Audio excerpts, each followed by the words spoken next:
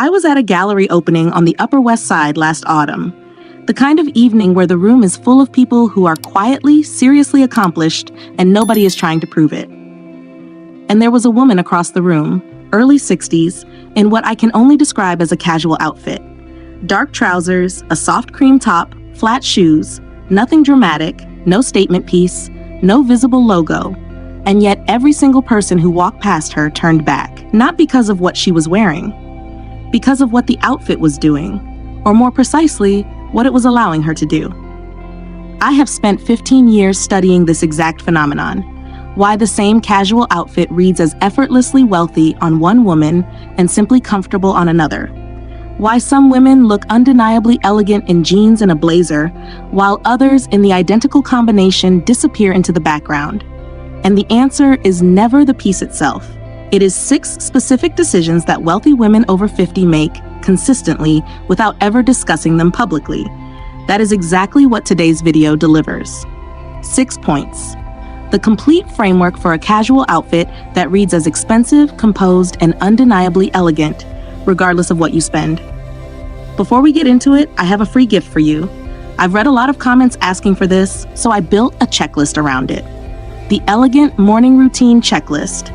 12 rituals of women who are timeless, healthy, and undeniable after 40. It is the morning architecture that puts everything I described today into daily practice. Cortisol protection, protein-first nutrition, movement, silence, grooming standards, and the identity rituals that make all of it sustainable. Every page is a deliberate act of self-respect. See the first link in the description below to grab it right now for free, or scan the QR code on your screen if you're watching on TV. When you get it, remember to email me your feedback. I love reading those emails. Now let's get into today's. 1. The logo is working against you. Most women who invest in quality casual pieces believe the logo is part of what they paid for, the visible signal that the piece is real, that it is worth what it cost. I'm going to show you why that belief is precisely backwards. But first, there is something you need to understand. I spent 15 years as a buyer and consultant for American luxury brands with European operations. I sat in showrooms in Paris, in buying meetings in Milan, and at boardroom tables with women who had been wealthy for generations. And I noticed early that the logos almost entirely disappeared above a certain level. Not because these women couldn't afford the pieces that carried them. They owned them. They simply no longer wore them. A woman I know who runs family office investments out of Midtown told me once, over dinner at her standing table, that a logo is a brand speaking on your behalf because you haven't found your own signal yet. She said it without judgment. It simply described how she saw it. A study from the Journal of Consumer Research confirms the mechanism. Researchers found that genuinely high-status individuals consistently prefer subtle, unbranded luxury goods over logo-visible ones, while aspirational consumers do the opposite. The logo functions as a status signal directed outward, toward people who might not otherwise know. Old money women don't need to direct it outward. Their signal comes from elsewhere. Resolve. In a casual context, remove the logo from the equation entirely. Choose pieces where the quality speaks through fabric weight, cut precision, and construction, not through a name on the chest. If you own logo pieces you love, reserve them for contexts where brand recognition serves a specific social purpose. In a casual everyday setting, let the garment itself carry the information. Removing the logo and assuming the outfit is now doing the work. It isn't, because what the outfit is doing is only half the signal. The other half is something most women have never been told to think about. 2. The signal has nothing to do with what you're wearing. This is the piece that changes everything, and I want you to stay with me through the research before I give you the resolve. Because what I'm about to tell you is the most counterintuitive point in this entire video. A study from Princeton University on nonverbal status signaling found that in casual settings, environments without formal dress codes, where clothing distinctions are less obvious, body comportment becomes the dominant status cue. Not clothing. Body. The way a person occupies physical space, the stillness of their movement, The absence of self-monitoring gestures, touching the face, adjusting clothing, checking the phone repeatedly, were rated by observers as significantly more predictive of perceived socioeconomic status than the garments themselves, when the garments were comparable in quality. I have watched this play out in rooms for 20 years. The woman at the gallery I described at the opening, the one everyone turned back toward, was utterly still. Not rigid, still. She didn't adjust her top. She didn't reach for her phone. She didn't shift her weight between sentences.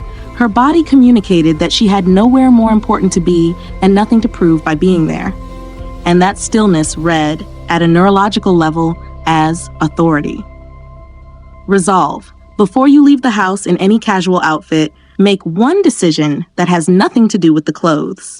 Decide you are not going to adjust them once you're wearing them. No pulling, no smoothing, no checking. This requires that the fit is correct, which we will come to, but it begins as a mental decision. The outfit signals wealth through your stillness. Earned confidence does not fidget. And here's where most people stop, correcting their body language while completely overlooking the detail that people register about an outfit after they've left the room. 3. What people remember after you leave. Most women believe the lasting impression of a casual outfit is visual. The color, the silhouette, the overall look. I'm going to show you it's something else entirely. But there's something you need to understand first. Memory research consistently shows that tactile impressions, things we come close enough to sense, even briefly, encode into memory more durably than visual ones. A behavioral researcher whose work I came across through a contact in New York's medical community found that in social settings, the details people recall most reliably about another person's appearance are the ones they came within arm's reach of. The texture of a fabric, the finish of a surface, the quality of a material sensed rather than simply seen. These are the impressions that last past the evening. A woman I know who spent 30 years moving through old money European circles through her work in luxury fashion consulting once told me that the women she observed who were truly generationally elegant almost always wore natural fibers against the skin in casual settings. Not because of a rule. Because natural fibers, fine merino, silk, cashmere, French linen, behave differently at close range. They move differently. They feel different to a brief touch. And in the moments of a handshake, an embrace, a close conversation, that difference registers in a way a photograph never captures. Resolve. In every casual outfit, ensure that the piece closest to the skin, and therefore closest to anyone you interact with, is a natural fiber of genuine quality. A $40 linen top and a $500 synthetic blouse are not equal in close proximity. They never were.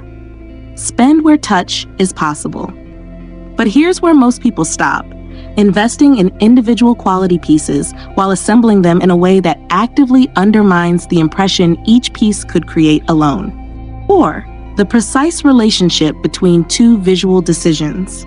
This is the structural principle behind every casual outfit that reads as expensive, and almost nobody has articulated it clearly. I'm going to show you exactly what it is, but first understand why more pieces is never the answer. Styling advice almost universally pushes layering, accessorizing, and adding more elements to create visual interest. But the casual outfits I have observed reading as quietly wealthy operate on the opposite logic entirely. They are built on one deliberate contrast, one fitted element and one relaxed element, chosen with precision, and nothing competing with that relationship.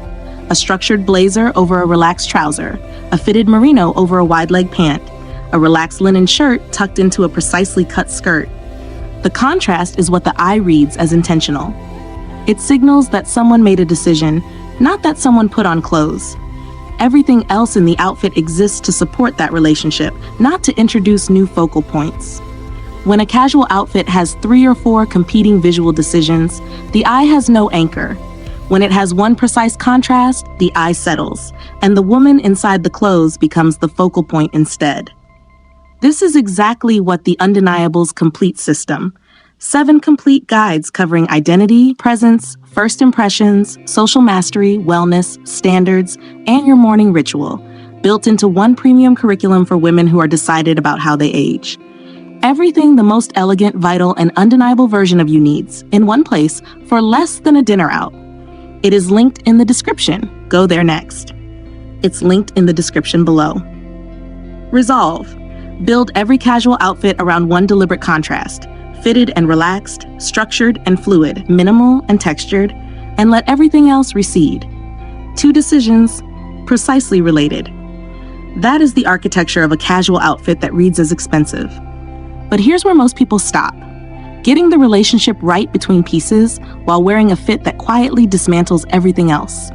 5. The $40 alteration that outperforms the $500 piece.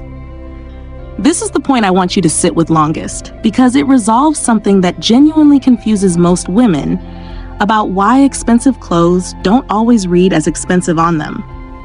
There is a concept in ergonomics research called fit fidelity, the degree to which an object conforms to the specific proportions of the person using it. Research applying this concept to clothing perception found that observers rating identical garments in identical fabrics rated the correctly fitted version as significantly more expensive, more intentional, and more authoritative than the version worn in an incorrect fit, even when they couldn't identify fit as the variable they were responding to. The brain reads correct fit as a signal that the garment was made for this person specifically, and garments made specifically for a person are by definition expensive. A tailor I use in New York, he works primarily with women who dress for boardrooms and private events, told me that the single most common mistake he sees women make with quality casual pieces is wearing them in a manufacturer's standard size and assuming that because the piece is good, the fit is close enough. It is almost never close enough. A sleeve shortened by 3/4 of an inch. A waistband taken in. A hem adjusted by 2 inches. These are not vanity alterations. They are the difference between a piece that reads as designed for you and a piece that reads as borrowed. Resolve. Identify the 3 casual pieces you wear most frequently and take all 3 to a tailor, not eventually, within the next 2 weeks. The cost will be a fraction of what you paid for the pieces, and the return in how they read will be disproportionate to every other investment you could make in your wardrobe this year. But here's where most people stop. Perfecting every element of the outfit while neglecting the one detail that operates above all clothing and announces something about you before anyone processes a single garment. 6. The detail that works above the outfit. I've saved this for last deliberately because it is the point that ties every other one together, and the one that is almost universally omitted from conversations about casual dressing. Grooming, in a casual context, functions as a frame around everything else. A study published in the journal Evolutionary Psychology found that grooming cues, specifically the condition of the hair, nails, and skin, were weighted more heavily by observers assessing overall status and self-possession in casual settings than in formal ones, precisely because formal dress removes the variable. When clothing signals are quieter, the brain compensates by reading maintenance signals more carefully. Clean, shaped nails.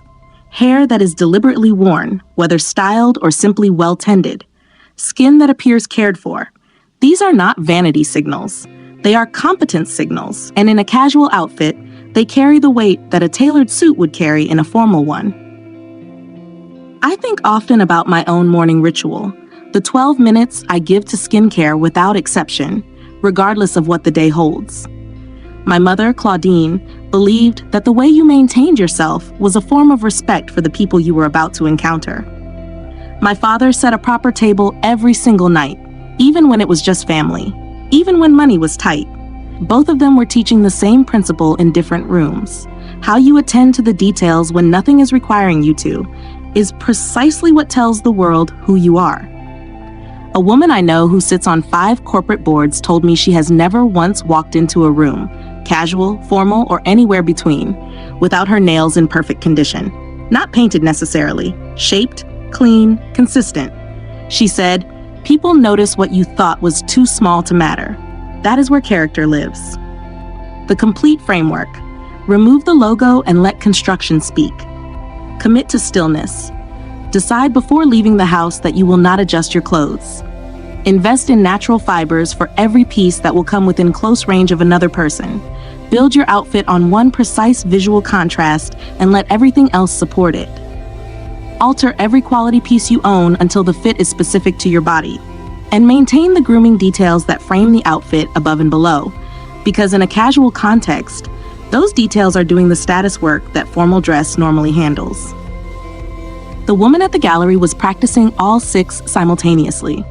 That is why everyone turned back. Once you know what to look for, you cannot unsee it. You now have the 6-point framework that helps distinguish a casual outfit that feels quietly elegant and refined from one that simply feels ordinary, and you have it at no cost. The next step is the complete roadmap, the Undeniable's complete system. 7 in-depth guides covering identity, presence, first impressions, social confidence, wellness, personal standards, and your morning routine, brought together into one premium guide for women who are intentional about how they age. Everything you need to become the most elegant, confident, and unmistakably memorable version of yourself is gathered in one place, for less than the cost of a dinner out. You'll find it linked in the description below. The next video expands on this idea, because clothing is only one part of the system, and I want to help you see the bigger picture. Make sure you're subscribed. The women who return to this channel consistently are the ones who create lasting change. Thank you for spending this time with me. I'll see you in the next video. Isabel.